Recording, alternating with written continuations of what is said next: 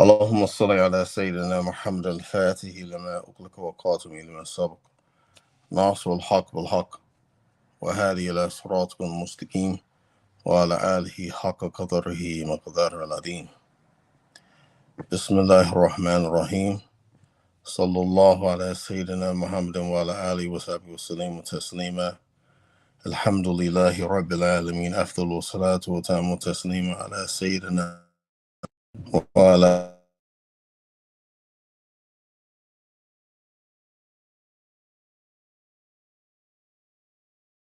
والديهم إلا يوم الدين. أعمى بعد. Alhamdulillahi Rabbil Alameen. This is another class of Umdat'l Muta'Abideen.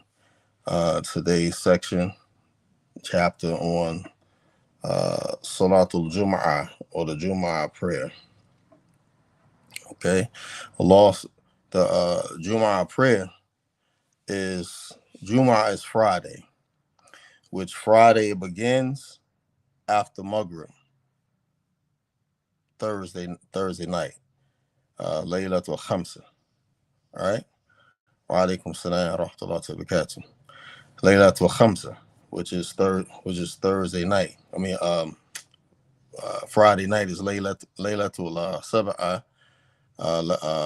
Laylatul Sitta, Friday, which is Thursday night. The night precedes the day. All those who are watching on Facebook, please like the video, share it. All those who are watching on YouTube, please like the video and share it. Wa alaikum salam wa rahmatullahi wa barakatuh, Sister Tasha. The word Jum'ah is from the Amir, the dialect of Bain al-Uqayl.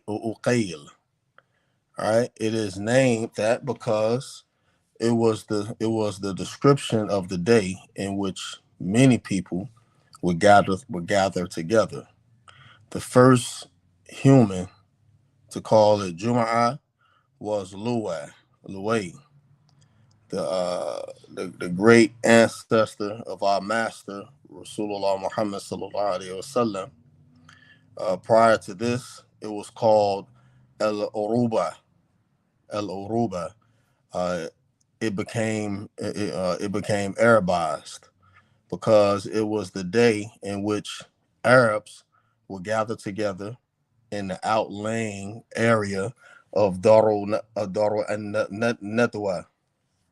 However, Allah subhanahu wa ta'ala named it Jum'ah in the eternity of his knowledge by his words. When you are called to the prayer on the day of Jum'ah, it is a verse from the verses of the Quran, the eternal uncreated speech of Allah subhanahu wa ta'ala, which is eternal with his eternity with no beginning to it. Jum'ah, in the language of the people of Allah, is the day of the emanation of his divine name, the gatherer. All right. That is to say, it is the day in which Allah Ta'ala gathers the emanation of his divine names and attributes upon the hearts of the knowers among his servants during their gathering together for the Jumu'ah prayer. All right, for the Jumu'ah prayer. It is for this reason the jurists made 5 pillars for the soundness of the Jumu'ah prayer. 5 shurut, 5 conditions. Wa alaikum salam wa rahmatullahi wa barakatuh. Ameen.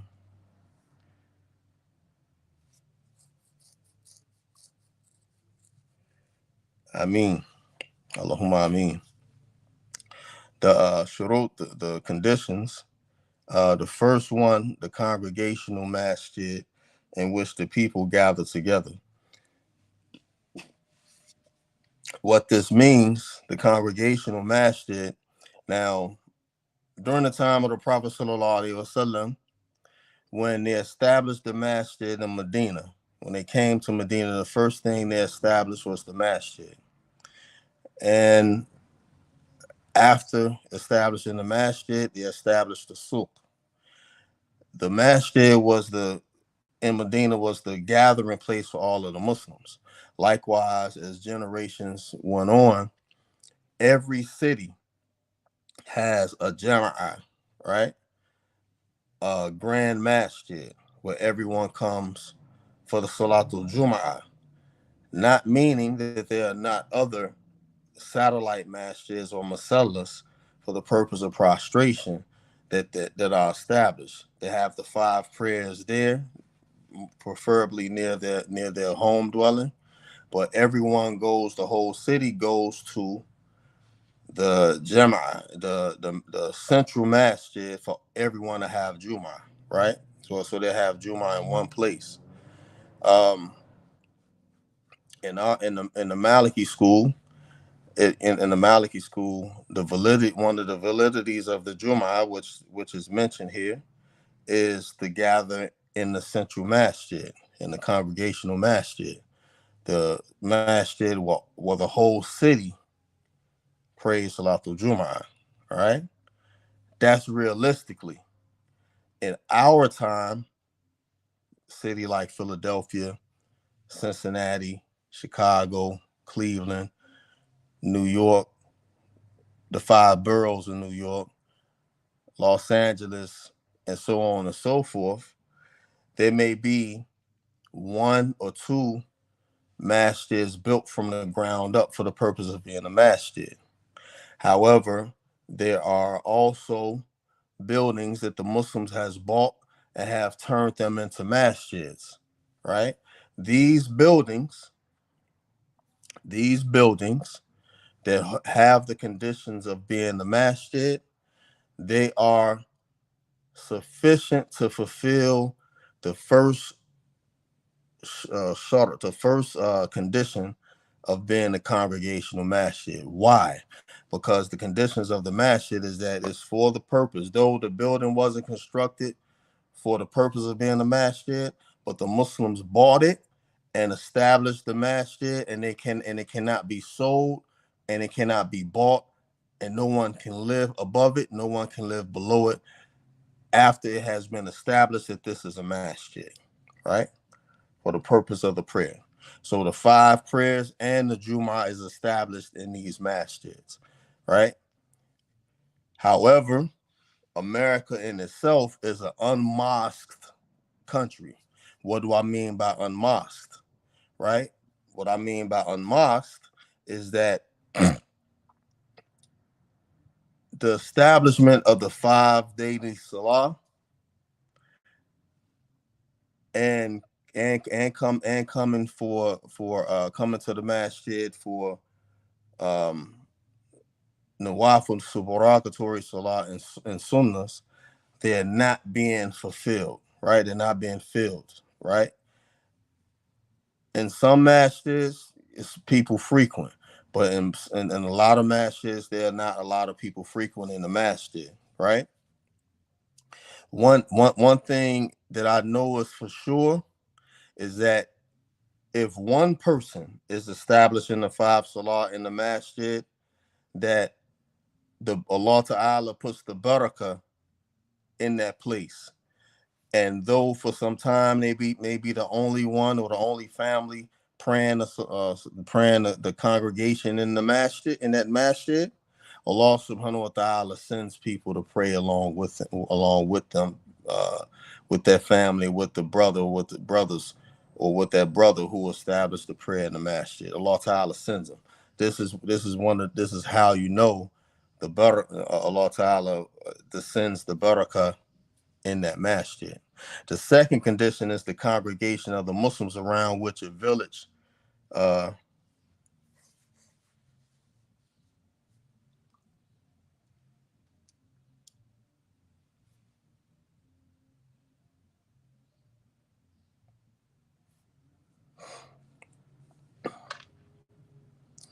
The second condition is that the congregation of Muslims around which a village or town develops. And this answers your question, Nafi. I'm not sure what your name is. I only know what it says on your YouTube name. However, this answers your question. When you establish a small town, a small village, then it is and there's Muslims in that small town, then it's an obligation among the Muslims there to establish a masjid there. Like, for example, bring up another point about Philadelphia, right? Now, Philadelphia has Allahu Alam 65, 70 masjids in Philadelphia. But right beyond Southwest into the Delaware County, there's a town called Darby, PA, where there's a lot of Muslims who lives in Darby, PA. I cracked a joke before Ramadan this year, and I said that Darby, PA you begin to find out who all the Muslims are in Darby, PA when Ramadan comes around, because throughout the year you may see one or two Muslims, or you may receive one or two or 5 or 6 salam, but you don't know who the Muslims are. I mean, so then when Ramadan comes in, you see tons of overgarments and kimars and niqabs and tons of izars and thobes, people walking down Main Street or walking down Woodland Avenue. It turns into Main Street after Island Avenue, going into Delaware County, into Darby. The same thing with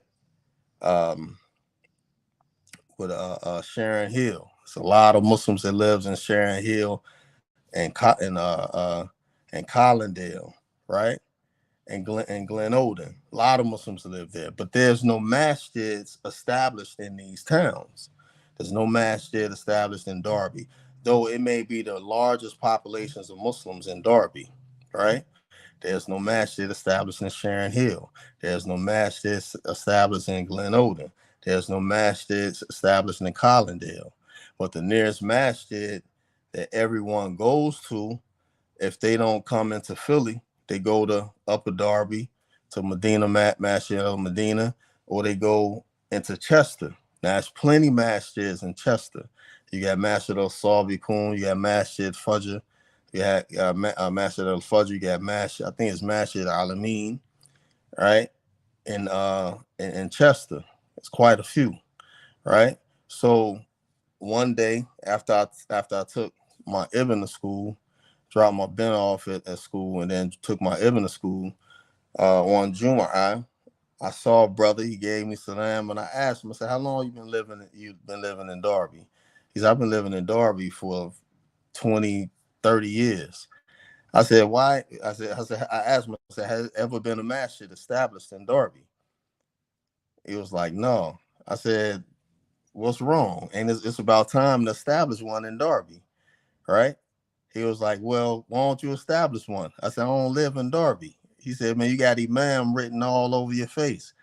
I said, but it seems like the Iman of the people is real low because no one established the masjid. And then if I established the masjid in Darby, would the people support it? Because you have Muslims, they may go to Germantown, right? Nabawiya. They may go to Darul Hadith. Darul Hadith is the first masjid that you get into when you come into Philly, right? Right on 67th and Woodland Avenue. Then you have 1, 2, 3 masjids after that, but they on different streets. Then you have another masjid after that, right? Then you have this masjid. You know what I'm saying? But the further you go down Woodland Avenue, you like driving from Southwest Philadelphia into like West Philadelphia, and the outskirts of South Philly. All right, so and we've been here. Master Uthman has been here since 2012, I believe. Right, so this answers your question, Aki. You know what I mean? If it's a town and it's a Jama'at, you establish a Jama'at, you establish a masjid, and then you also establish a souk, you establish a marketplace, right? Because you have to have like back in my old days, finance to uplift the nation, right? Finance, you have to have finance to uplift the nation. You know what I'm saying? We have to be industrious, right? We have to be industrious. So you have to establish a match. It actually becomes a fart at that point to establish a match in a small town, all right, or a village. The third condition is the khutbah, which the people gather and listen to the admonition of Allah subhanahu wa ta'ala, right? Now, to double back on the second one, um, the congregation of Muslims for the Jumu'ah prayer, the mu'tamid position in our school for the establishment of the Jumu'ah prayer is that it has to be 15 mukhalid, 15 uh 15 responsible adults, right? Right, 15 responsible adults, like 15 men between um, that's old men, and from like 15, 13, 14 on to manhood, right? You know what I'm saying? These are responsible individuals, right? To have for a valid Juma, men, right? Um, However, at some masjids, we're forced to take a ruksa. So, you know, taking a Hanafi ruksa, you know what I mean, which, it's three people, other than the imam. So altogether, it's four people. Take a ruksa in that case to when there's not a lot of um, uh, mukallaf people to attend. All right. The fourth condition is that the imam, behind which the people gather to pray pray their prayers, and the fifth is residence, which is that the people are resident socially together, not travelers,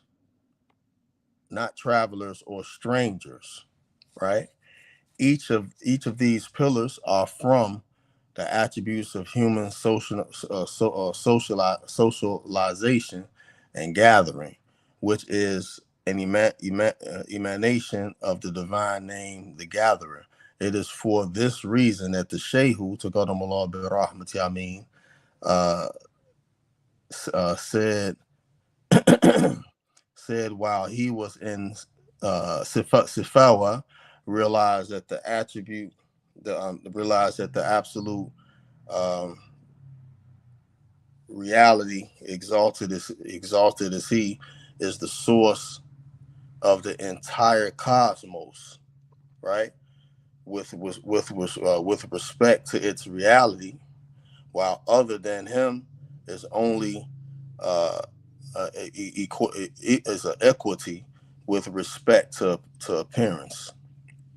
But everything in creation is an emanation of his perfection, majesty, and beauty. Humanity in general is an emanation of the divine names of essence, majesty, and beauty. The human being specifically is a manifestation of his divine name, the Gatherer. All right. Uh, divine name, the Gatherer. The heart of the human being is the locus of the manifestation of the totality of the divine names and attributes. Of course, the human being referred to here is the perfect man, Rasulullah Muhammad sallallahu alaihi wasallam, Sayyiduna Muhammadun sallallahu alaihi wasallam, most perfect example, said as it was related by Daylami on the authority of Abu Rafi, and he taught me all of the names as he taught Adam all of the names. It is for this reason that the scholars and the realized ones are agreed about the merits of sending much salawat on Rasulullah sallallahu alaihi wasallam on the day of Jum'ah, as it has been narrated narrated by Nasa'i on the authority of Aus ibn Aus, that the Prophet sallallahu alaihi wasallam said, "There, the most superior of your days is the day of Jum'ah. Therefore, send much prayers, salawat, send much salawat upon Muhammad sallallahu alaihi wasallam."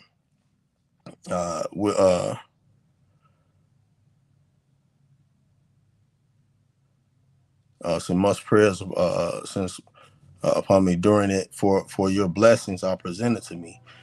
Sheikh Abdullahi Danfodio, to go to Malabirah, to me, said in his Diyal al-Qawaid, whoever says 1,000 times on the day of Jum'ah, Allahumma salli ala Sayyidina Muhammad al-Abdika wa Rasulika Nabi Numi wa ala alihi wa sahbihi wa sallam, that will see his Lord during his sleep, uh, or his prophet, or his place in paradise. If he does not see either of these that particular night, then in the second week, the third week, or the fifth week. However, this vision is entirely contingent on the purity and sincerity of his intentions, the presence of his heart, accompanied with proper adab. There is no doubt that the day of Jum'ah and its prayer is immense with Allah subhanahu wa ta'ala, with respect to the gathering together of the community in divine emanation, unveiling, and spiritual arrival. It is for this reason that it is called Jum'ah with the people of Allah, and Allah ta'ala knows best. Now I want to piggyback a little bit more about sending prayers on the Prophet sallallahu alaihi wasallam. Now, the Prophet sallallahu alaihi wasallam instructed us to send prayers on him in abundance on Jum'ah, right? That doesn't mean that we cannot send abundant prayers on him every day. There are brothers who send, and sisters who send 10,000 Salah ala Nabi's prayers on the Prophet sallallahu alaihi wasallam every day. Many of the ulama of old and present at this time, they send abundant prayers on the Prophet sallallahu alaihi wasallam.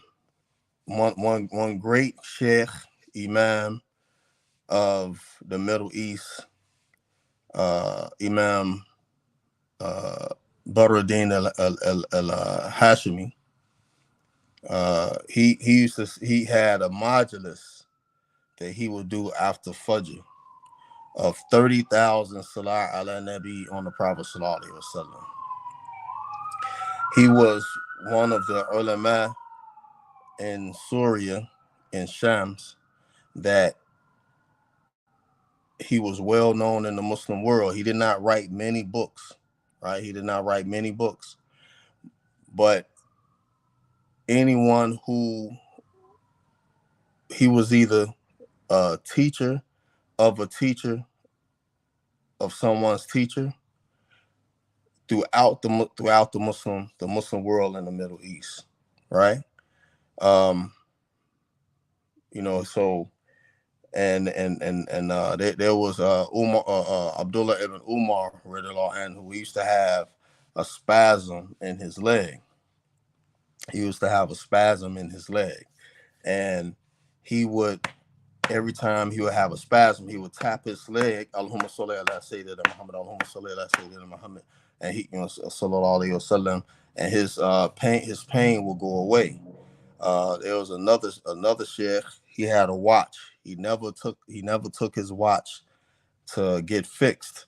If the watch stopped ticking, he would tap the watch. Allahumma salli ala Sayyidina Muhammad, Allahumma salli ala Sayyidina Muhammad sallallahu alayhi wasallam, and it will continue to start back working. One of the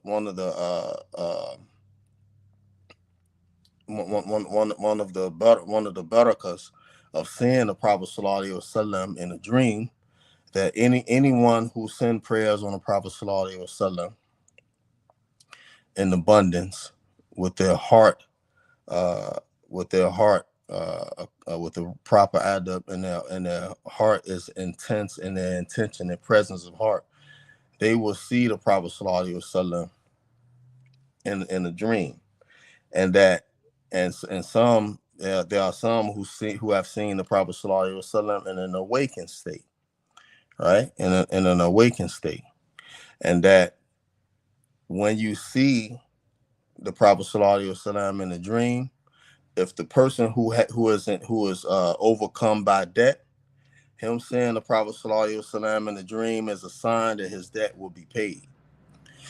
An individual who is overcome by committing sins, or overcome by sins, he is a sinner, and he sees the Prophet sallallahu alaihi wasallam in a dream, this is a sign that his sins will be forgiven. If a non-Muslim sees the Prophet sallallahu alaihi wasallam in a dream, this is a sign that he will become a Muslim, right? I just wanted to add that, even even the hadith mentioned by mentioned by Ubay ibn Ka'b, the Sahaba Ubay ibn Ka'b. He asked the Prophet sallallahu alaihi wasallam. He told the Prophet sallallahu alaihi wasallam he dedicates a quarter of his prayers of du'as to prayers on the Prophet sallallahu alaihi wasallam. The Prophet sallallahu alaihi wasallam told him, if you do more, then it will be better. So he said, I will do one half. And the Prophet sallallahu alaihi wasallam, he said, if you do more, it'll be better. 1/4. Then 1/3. 1/4, then 1/3, 1/3, then 1/4, then 1/2. And after 1/2, the Prophet, he said, well, I will send all of my prayers on you, right? Dedicate all of my dua to be on you. And then the Prophet sallallahu alaihi wasallam, he told him that then you will have great success. And the reality is that Imam Ibn Taymiyyah, he had commented on this hadith. He said that Ubay ibn Ka'b had a specific salawat that he used to do on the Prophet sallallahu alaihi wasallam. So this and that he used to make this specific salawat on the Prophet sallallahu alaihi wasallam consistently, frequently. And the only reason why I had mentioned Imam Ibn Taymiyyah in his commentary on commenting on this hadith is because the reality of his work still being present in our time, it's like a testimony that part of his awrad and his dhikr was to send prayers on the Prophet sallallahu alaihi wasallam in abundance, because without that there will be no knowledge of Imam Ibn Taymiyyah. There will be no barakah that was placed in his work, because people follow his work. There are many tremendous people that follow his work, right? So if it wasn't, if for the only thing that I can come to conclusion I can come to is that he sent abundant prayers on the Prophet Sallallahu Alaihi Wasallam, right? And to add that, he was Qadri, he was a Sufi, and he's buried in a Sufi graveyard, right? Though he wasn't an authority in the Hanbali madhab as it relates to creed, he deviated from the Hanbali madhab and relates to the creed of the Hanabila. But he was an authority in their madhab as it relates to fiqh, right? He was an authority in their madhab as it relates to fiqh. Now his student Ibn al-Qayyim al-Jawzi, Ibn al-Qayyim al-Jawzi, he was Sufi. Many of his works on tasawwuf, right, on ihsan or tazkiyah to nafs, people follow it, right? Another one of his students who was Ashari, uh, Ibn Kathir, right?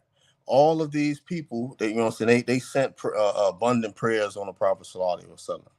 So, and even the Shehu who work we're reading right now, he had compiled 20 salawats on the Prophet Sallallahu Alaihi Wasallam, which is called the Dalail of Shaykh Uthman Dan Fodio.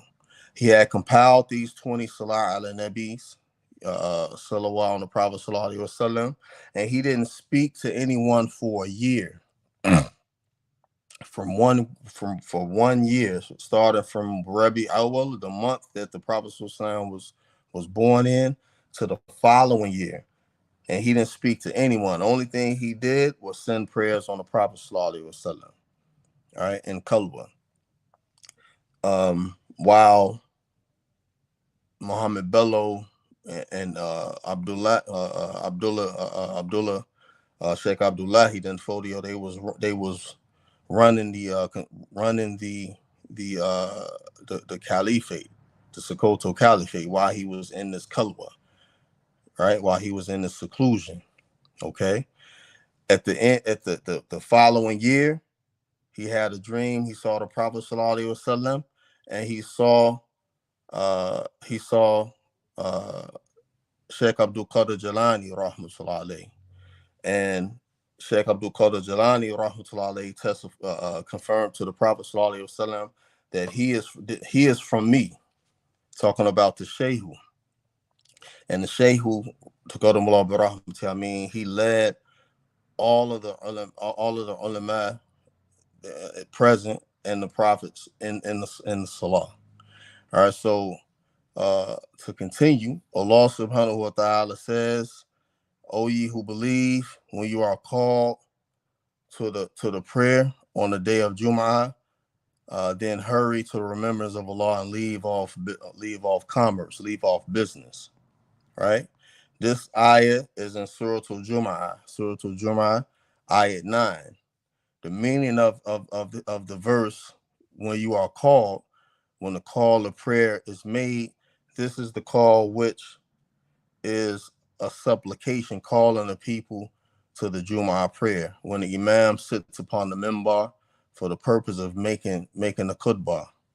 This established the obligation of the call to prayer, which is divided into two. Now, I want to mention that when Allah subhanahu wa ta'ala says leave off business, right?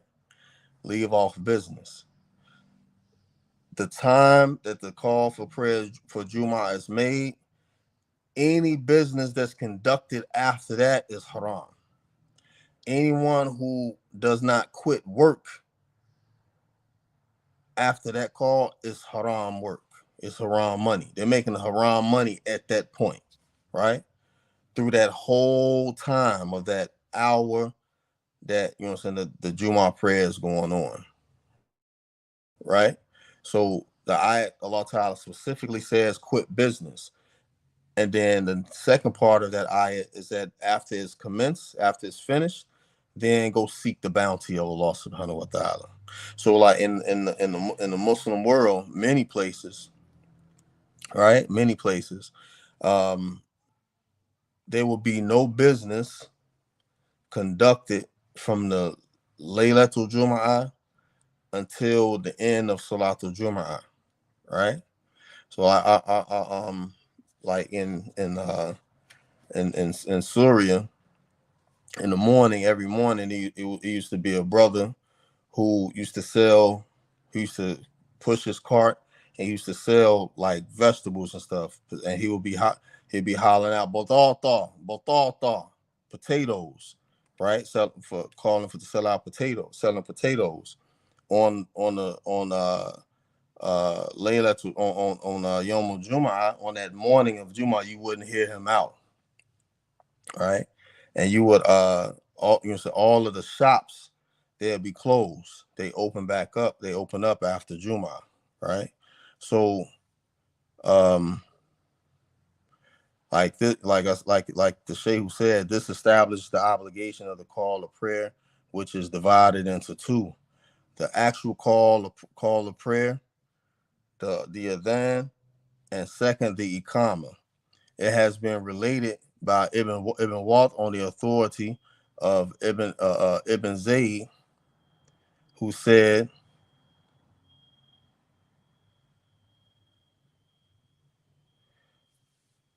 that of Ibn Zayd, who said during the time of the Prophet sallallahu alaihi wasallam, there were only two calls to the prayer for Jum'ah: when he sat upon the minbar and when he stood for the prayer itself. These calls to prayer were the actual call to prayer and the iqama. It has been related by al-Bukhari on the authority of Anas ibn Malik, anhu, who said Bilal was ordered to make the call to prayer even by doubling it, and to make the iqama odd by saying it once. The Shehu, Taqaddamullah bi rahmatih, said in his Maratul Talab,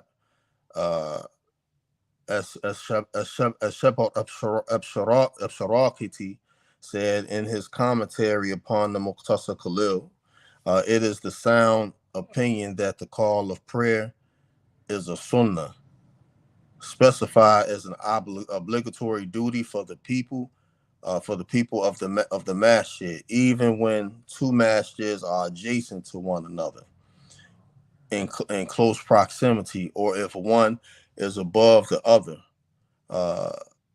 Ibn Arafa and Ashab both said, if the call of prayer is made in one or two masjids which are adjacent to one another in close proximity, or one is above the other, it does not suffice for the other. It is a collective obligation as a duty of the people of a city. As Ibn Arafa said, if a people intentionally neglect it, they are to be fought as a result, because it is an obligatory war. In Miftahul As-Sadat, the commentary on the Irshad al-Salik, it states there's disagreement regarding its legal ruling. However, the most famous position here is that it is a sunnah. In the Risalat, it is obligatory. Abdul Wahab said it is an obligatory sunnah. The scholars differ regarding the call of prayer into four different well-known descriptions.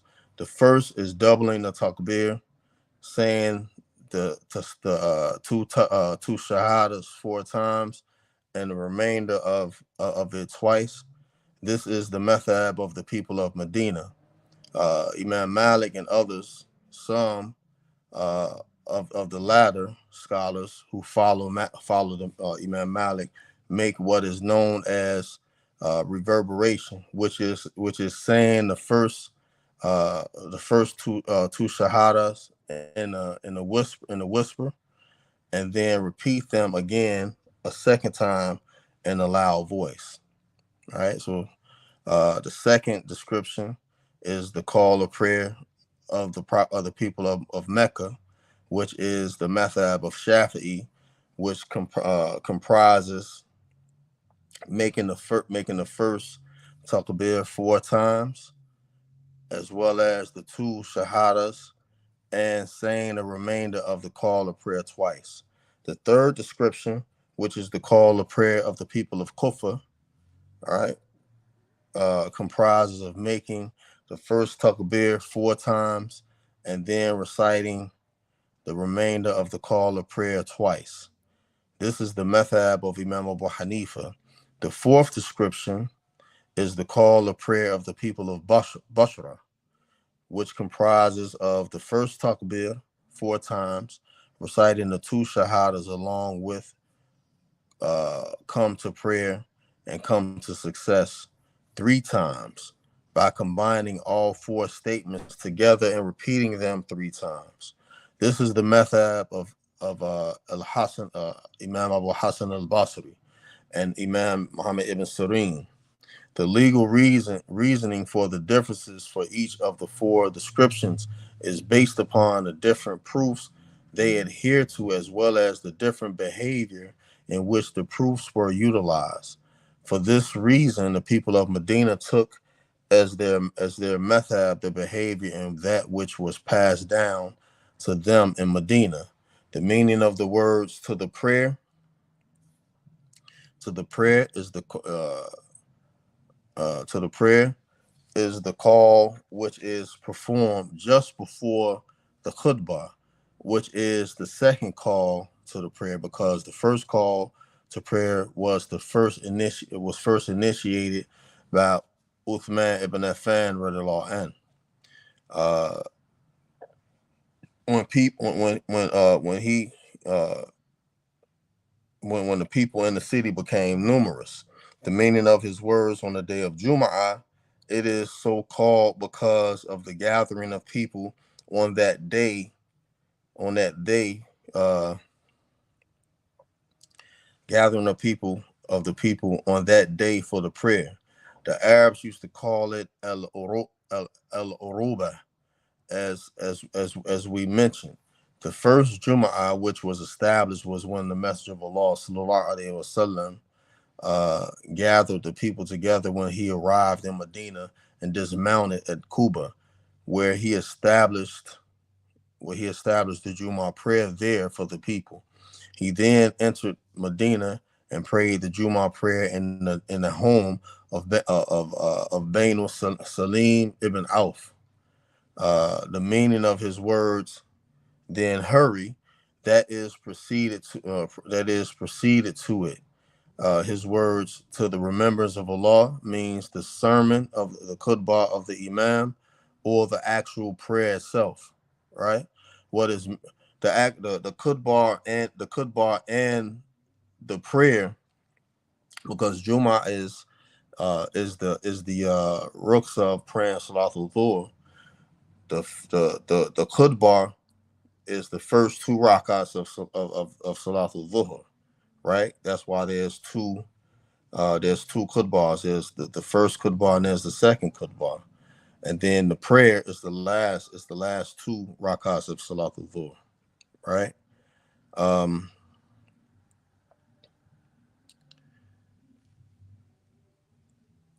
Right, the actual prayer itself. What is meant by hurry is make it the objective and concern, not actual hurrying, which has been prohibited by narrated hadith.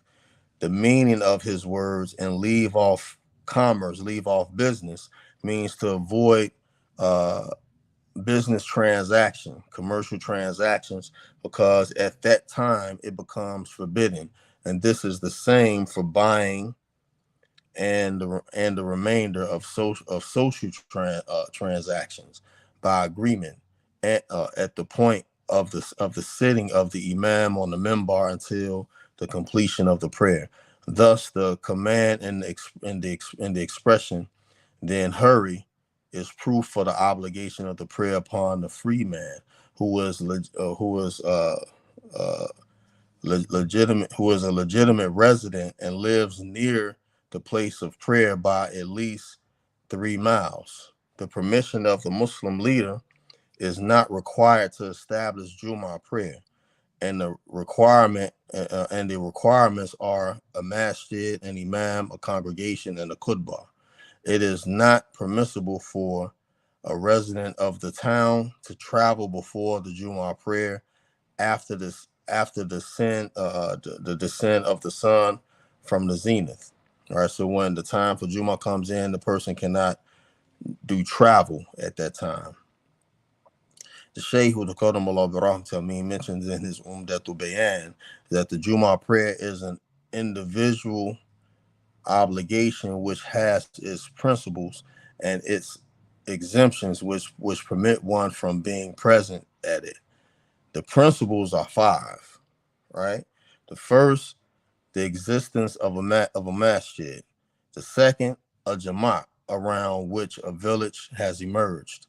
The third is the khutbah. The fourth is the imam. The fifth is being a resident. As for the exemptions which permit one to be absent from the Jumu'ah prayer, there are one, intense rain, two, being very muddy, three, sickness, four, taking care of one who is ill, and five, the fear of an oppressor. Now these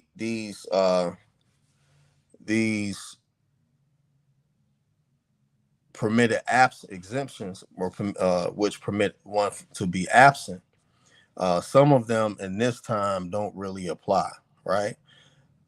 So many of all of the masjids a roof has a roof in the ceiling, so an intense rain will not exempt anyone from attending Salatul Jum'ah. It being very muddy, right? Whether we walk to the masjid or we take cars or the bus, right? We're not going to be walking through mud, right? This, you know what I'm saying? These exemptions is based off the time of the Prophet Sallallahu Alaihi Wasallam and the conditions that the Muslims uh, uh, dealt with during this time. The Prophet Sallallahu Alaihi Wasallam masjid during that time didn't have a roof, right? It had palm tree leaves on top of it. So it would, if it intensely rained, the floor was dirt, so it would get wet, right? And it would become intensely muddy, right? So you know what I'm saying, that doesn't apply in this time. Someone who is sick and taking care of one who is ill, who is sick, terminally ill, that does apply, right? Because a person like, you know, especially during the 4 years ago, we had COVID. Okay, majority of the masjids was closed. Masjid Uthman Dan Fodio to go to Malab, I mean, was still open. I mean, many of us, we was in here. Some brothers had on masks, some brothers didn't. But we had Jumu'ah every Friday. We didn't close down, and we had congregational prayer here for all of the 5 prayers here throughout that time. However, sickness here is referring to you're so sick that you cannot come out, you cannot get out the bed, right? I mean, you really can't, so you really can't leave. Or if you do leave, you're gonna get, wearing a mask or not, you're being present, you're still gonna get someone sick, right? And that's still by the permission of Allah subhanahu wa ta'ala. So this would a person would they take this rukhsah and they don't come to Jumu'ah, they're not sinful. Taking care of someone who is ill, right? Same thing. This applies. If you're taking care of someone who is ill, like your father, your mother, anyone who is ill, and without you taking care of them, it's possible that they can die in their illness, then it's exempt for you and the person that you're taking. You are exempt, and the person that you're taking care of are exempt from attending Salatul Jum'ah, right? The fear of an oppressor. I don't know where there aren't any oppressors. However, this is, like I said, it's talking about, this is referring to, uh like the government is oppressed, like during the tobacco in the early 80s, in Syria, when Hafiz Assad, he was real, um treacherous on the Muslims, and he was persecuting the Muslims in Syria. And you know what I'm saying,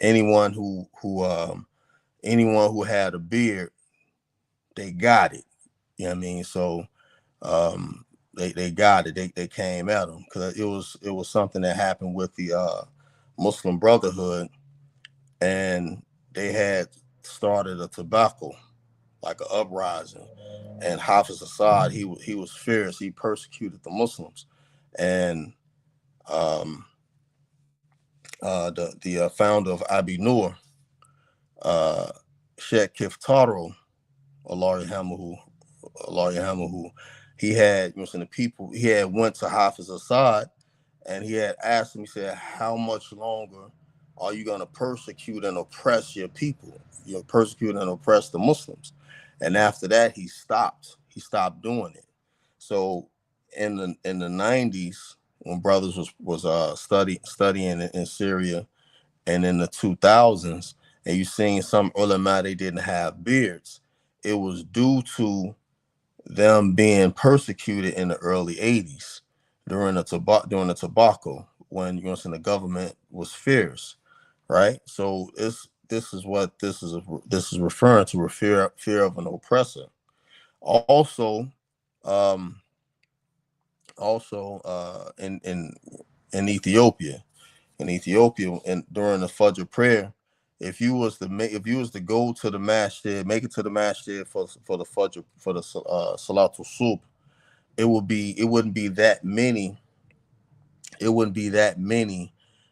people attending, because during the night, you know what I'm saying, during the night, you know, it's a lot of stuff that go on at night over there, and the wee hours of the night, the Salatul Subh comes in the dawn. So depending on where you are, uh, a lot of people wouldn't go to Salatul Jummah. In the city, people would attend, but like in the countryside, it was like very scarce, because you had coyotes, you had hyenas. They were like attack the people, right? They were like attack the people. Wild, you know what I'm saying, wild dogs. They were like attack the people. Like, I remember his brother, he had went over there to visit his family, and he had got a place in the countryside. Um, he would like go to the masjid for Salatul Dhuhr, and on his way to the masjid, he'll see the dead remains of like cattle. I mean, like sheep or goat that have been devoured by the wild dogs, right? So, you know what I'm saying, this will fall in that same category. All right, traveling is forbidden at noon on Jumu'ah for the one who is obligated to attend Jumu'ah. Likewise, talking and performing supererogatory acts of prayer are forbidden while the imam is given the khutbah. Also, buying and selling is forbidden once the second call to the prayer has been made. Thus, commercial transactions are not valid if it happens. Now, supererogatory acts of worship. This is referring to the two rakats that you make. If the imam is already on the minbar giving the khutbah, then when you come in, you sit down and you listen to the khutbah, right? You listen to the khutbah. You come in and make tahiyatul masjid, the two rakats, the two supererogatory rakats for greeting the masjid. At that time, is forbidden, right? While the khutbah is being given. So you sit down. It has been related has been related in the Sahih of al-Bukhari on the authority of Abu Hurairah radiallahu anhu, who said that he heard the Messenger of Allah sallallahu alaihi wasallam say, "We are the last and the foremost on the day of judgment, although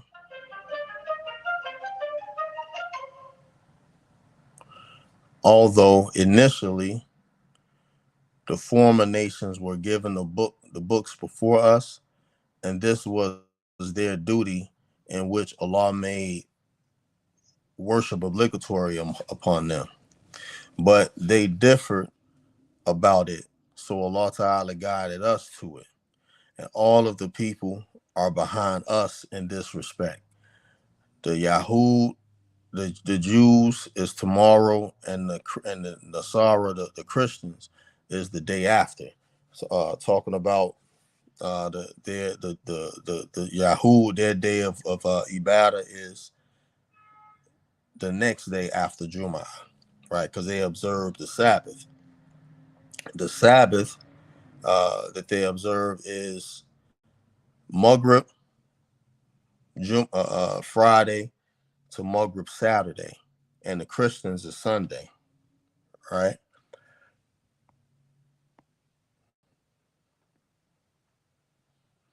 All right. So as it relates to the words of the Prophet Sallallahu Alaihi Wasallam, we are the last and the foremost.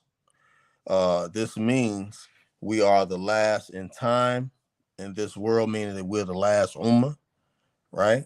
Which us being in the last ummah, the Prophet Sallallahu Alaihi Wasallam is the final messenger and prophet to all of the mankind, right? So he was sent to all of the mankind. He was rahmatul alameen, a mercy to the mankind and the jinn. So with the advent of the Prophet Sallallahu Alaihi Wasallam, every religion or every way of life that was before Islam is null and void, right? It's null and void. So everyone who hears about Islam in our time, right? They have to accept Islam, because the religion that they're following would not be accepted by Allah subhanahu wa ta'ala, right? And the first of and the first of them in rank and in nobility on the day of judgment. That's the what is meant here. What is meant here is that this ummah, even as it is the last to exist in the world's life from among the religious communities of the past, yet it will be foremost of them in the hereafter, because it will be the first of them gathered on the day of gathering, the first to have their deeds reckoned, the first to have the decisions decided among them, and the first of them to enter paradise. It is said what is intended by foremost is precedence in obtaining the most meritorious of days, since the day precedes the others in merits, and it is the day of Jum'ah. It is said that what is intended by foremost is having precedence in accepting the truth and obedience to it, from which the people of the book were hindered. And they said, we hear sama'na wa asayna. They said we hear and we disobey. However, the first interpolation is the strongest, although Friday is actually preceded by Sunday in 4 days, and it precedes Saturday. However, it is unimaginable to gather the 3 days consecutively without mentioning Friday prior to the rest.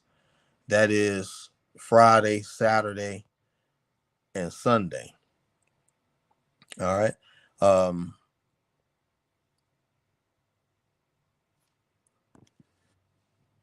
What is meant by the words on the day of judgment? Although initially it means that we We took precedence over the others in merit because we were guided to the day of Jum'ah, even though we were preceded by them in time, by reason of their going astray from the day of Jum'ah, although they were given it in priority. The former nation, as it refers to, the former nations were given the books before us. That is to say that our book became the abrogator of their books, and our Sharia became the abrogator of their Sharia. Right? The Quran, it abrogated all of the other books, all the other revelations, and the Sharia, the Sunnah of the Prophet Sallallahu Alaihi Wasallam, is the abrogator of the other all the other Sharias, all the other Sunnahs of the previous nations. Thus, this that which our abrogates takes precedence over that which is abrogated, or what is intended by our taking precedence over them is clear in that it refers to the fact of their sheer precedence over us in existence and our being subsequent to them. Yet they derive no merit from that, or it is nobility given to us almost due to the little time that our deceased have to abide in the terminal interval between life and the hereafter in the barzakh, right? That middle portion, life in the grave, as it relates to the words of the Prophet Sallallahu Alaihi Wasallam, and this was their day in which Allah made worship obligatory to them. What is being referred to here is the day of Jum'ah, and what is intended by being made obligatory upon them is the obligation of showing esteem to it. What is apparent in this is that the day itself was made obligatory upon them, as well as worshiping during it. They chose for them, but they chose for themselves that Allah would exchange it with Saturday. So He answered them in that. This is not improbable from a people who said to their prophet, "Make for us idols." Ibn Batal said it does not necessarily means here that Juma itself was made obligatory upon them and they neglected it, because it is not permissible for people to neglect what Allah has made obligatory upon them and they still be considered believers. It has been related by Ibn Majah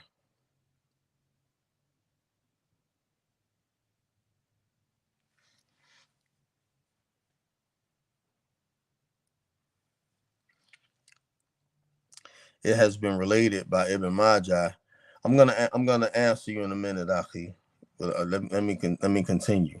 It was related by Ibn Majah on the authority of Jabir that the Messenger of Allah Sallallahu Alaihi Wasallam said during a khutbah, "Verily, Allah Ta'ala has made obligatory upon you the day of Jummah in this place of mine, in this day of mine, in this month of mine, in this year of mine, until the day of judgment. Whoever neglects it, showing disdain for it or rejecting it, Allah Ta'ala will never fulfill his objectives. There will be no barakah in his affairs. Rather, he will have no prayer, nor charity, nor pilgrimage, nor fasting, no blessings until he repents. Whoever repents, Allah Ta'ala will relent towards him." It has been related by Ahmed and Al-Hakim on the authority of Abu Qatada, going back to him upon to Rasulullah Sallallahu Alaihi Wasallam, that he said, "Whoever neglects Jumu'ah 3 times without any real necessity, Allah will then imprint upon his heart." What is meant by Allah Ta'ala will imprint upon his heart is that his heart will be imprinted with hypocrisy, as it has been related by Ahmed and Ibn Hibban on the authority of Abu Jada ad-Damari, who said the Messenger of Allah sallallahu alaihi wasallam said, "Whoever neglects the Jum'ah for 3 days without any reason, then he is a munafiq. For this, and Allah Ta'ala knows best, is evidence that one of the days of the week was actually made obligatory upon the Jews and Christians. He placed the responsibility upon them to choose which day it as in which to establish their Sharia. However, they differed regarding which day it was, and as a result, they were not guided to Jum'ah as the day which was originally intended, right? And as it relates to the words of the Prophet Sallallahu Alaihi Wasallam, but they differed about it.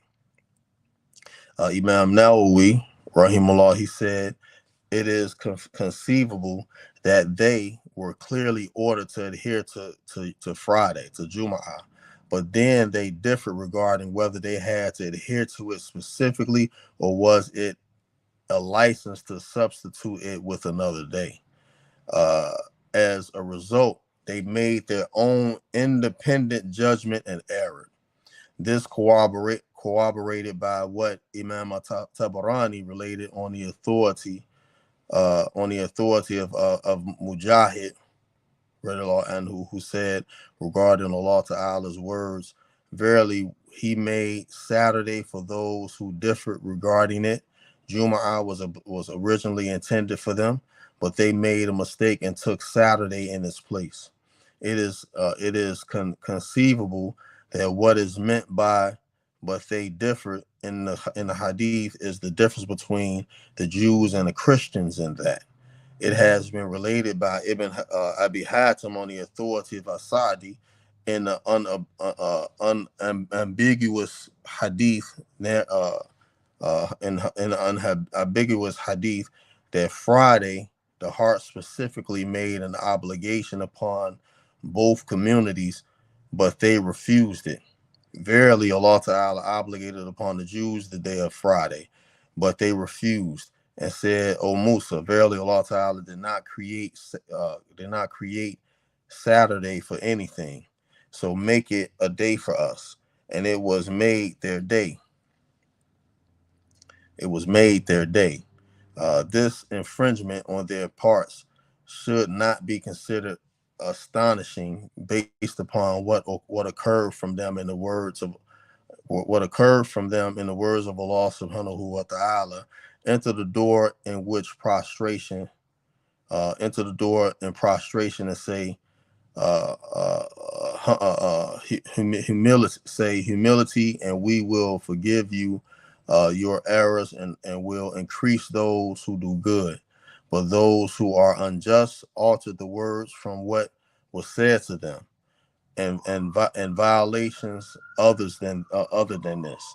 And how can it be not, when they were the ones who said, "We hear and we disobey"?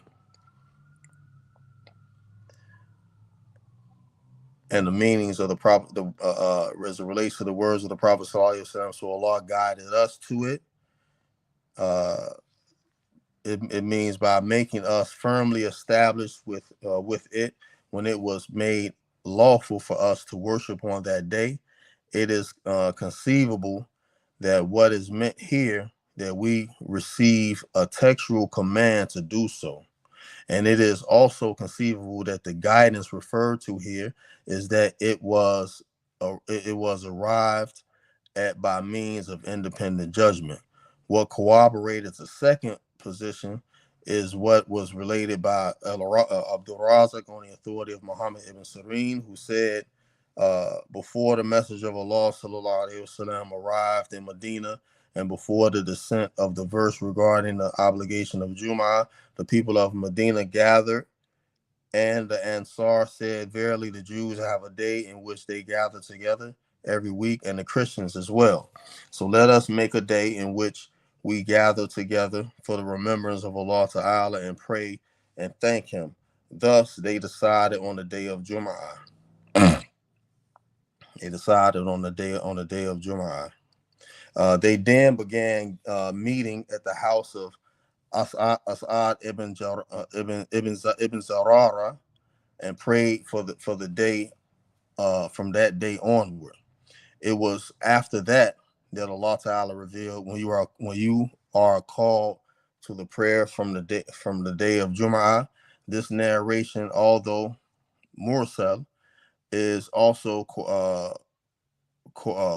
correlated by a hadith whose chain is good, related by Abu Dawood, Ibn Majah, and was verified by Ibn Khuzaimah and many others from the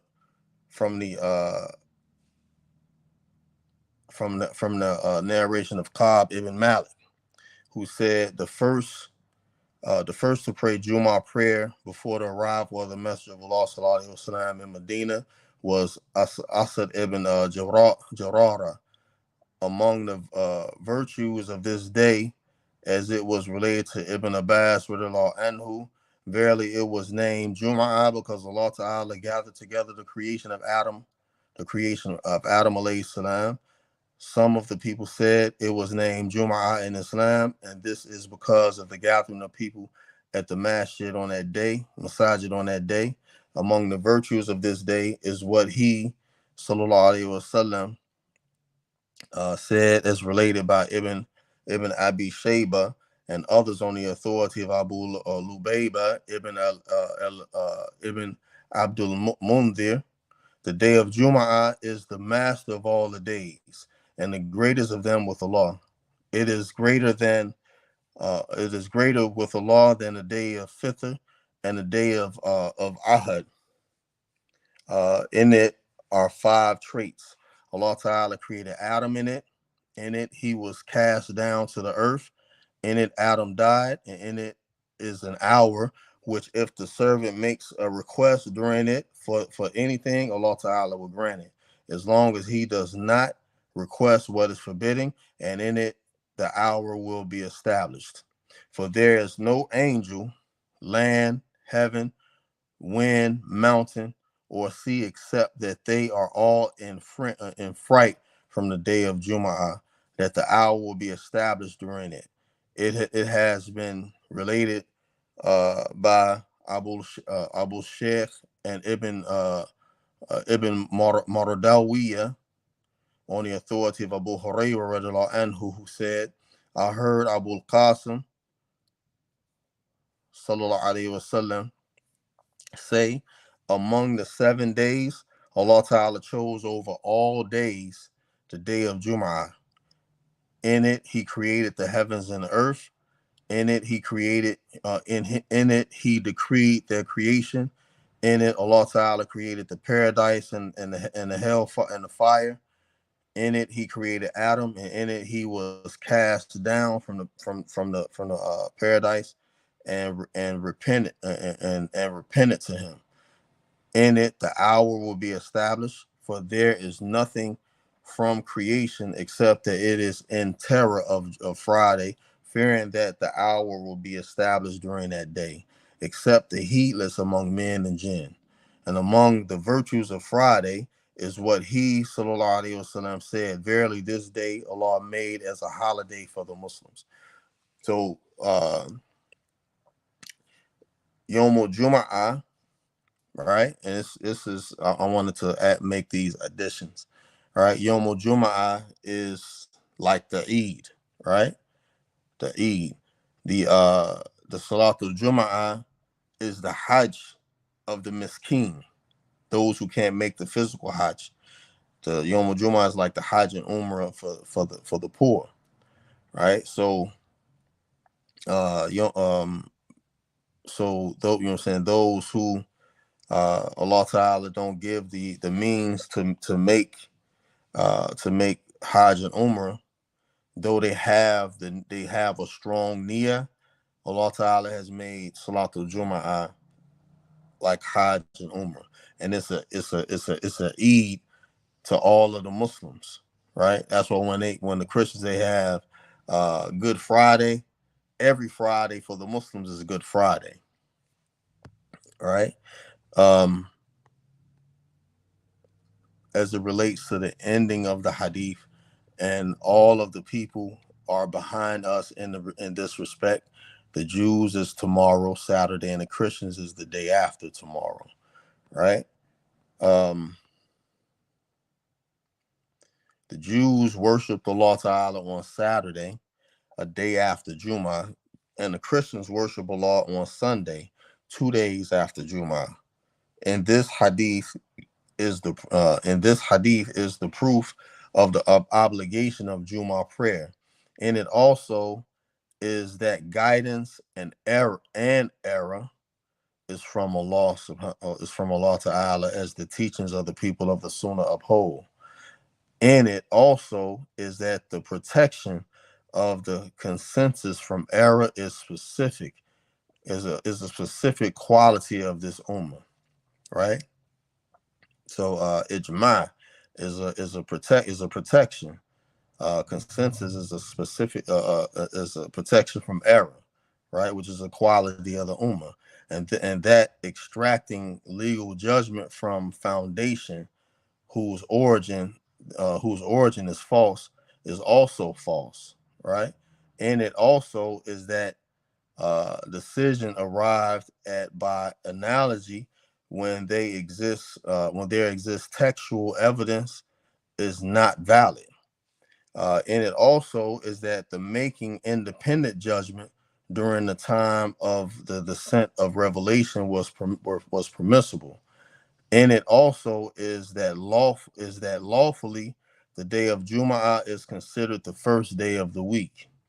What corroborates that is that the entire week is called Jumu'ah. Is Jumu'ah.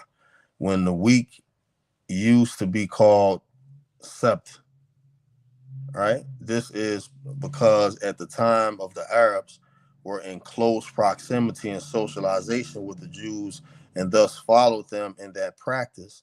And it also is clear explanation that the increase in merit of this ummah over the presiding religious communities is an increase given by Allah Ta'ala. The Shaykh who said in his Maratul Talab, I say the scholars, may Allah be pleased with them, have disagreed whether the Jumu'ah is an obligation to be done in this day or it is just a substitute of Dhuhr prayer, right? Uh, as Shibraki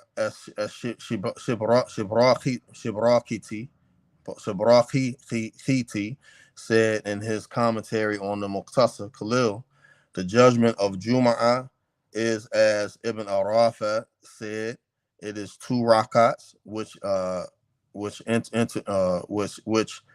interdicts the obligation of Dhuhr prayer, based upon the opinion that the 2 rakats of Jum'ah resides the obligation of Dhuhr. His saying, which interdicts the obligation of Dhuhr prayer based upon the position, means that it is an obligation to be done in its time. The opinion which is relied upon is that Dhuhr prayer is a substitute for the Jumu'ah. His saying the 2 rakats of Jumu'ah resides the obligation of Dhuhr means that the Jumu'ah is a substitute for the Dhuhr prayer. This is the expressed opinion of Ibn Nafi, Ibn Wahab. However, it is an obscure view. Imam al-Khirafi said the opinion of the Malikis is that it is a distinct obligation, confirming the view of al-Faqihani. The prominent opinion of Mashhur is that the Jumu'ah is a substitute of the Dhuhr prayer, in that it is not accepted.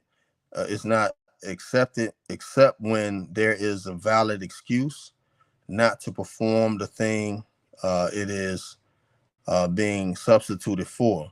The reality is that the Jumu'ah is a substitute made lawful by the Sharia for the Dhuhr prayer.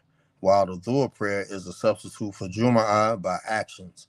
The meaning of the words the Jum'ah is a substitute made lawful by the Sharia is that Dhuhr was made lawful in the beginning when Jum'ah was made lawful as a substitute of the Dhuhr.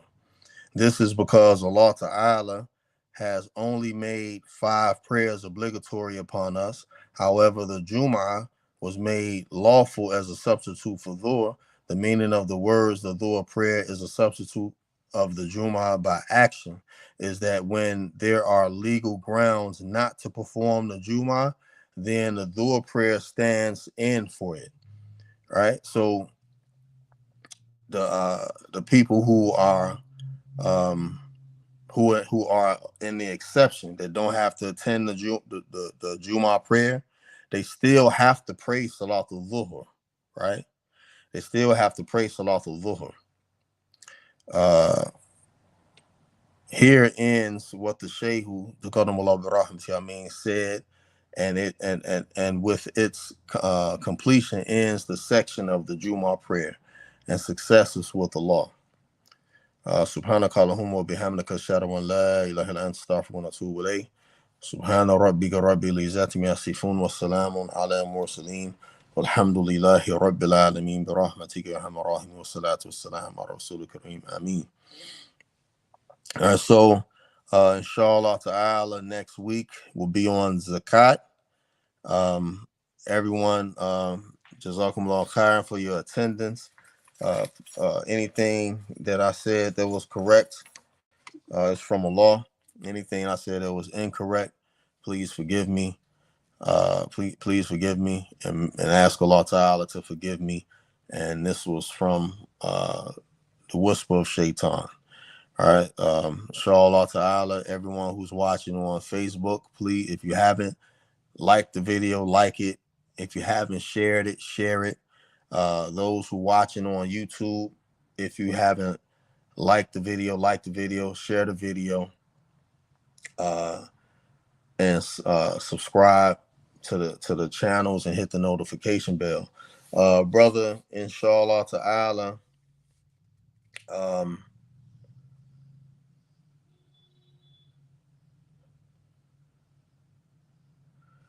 the masjid here is in Philadelphia, PA, Philadelphia, Pennsylvania.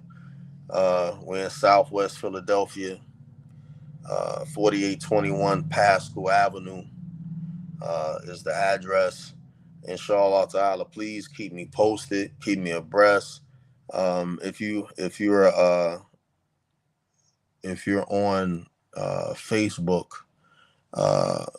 please send me a friend request. My name is in Arabic, Abu Muhammad al-Maliki, and then we could talk in the inbox, inshallah. Assalamu alaikum wa rahmatullahi wa barakatuh. I would like to meet this brother.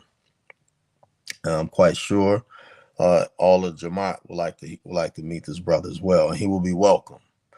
Assalamu alaikum wa rahmatullahi wa barakatuh.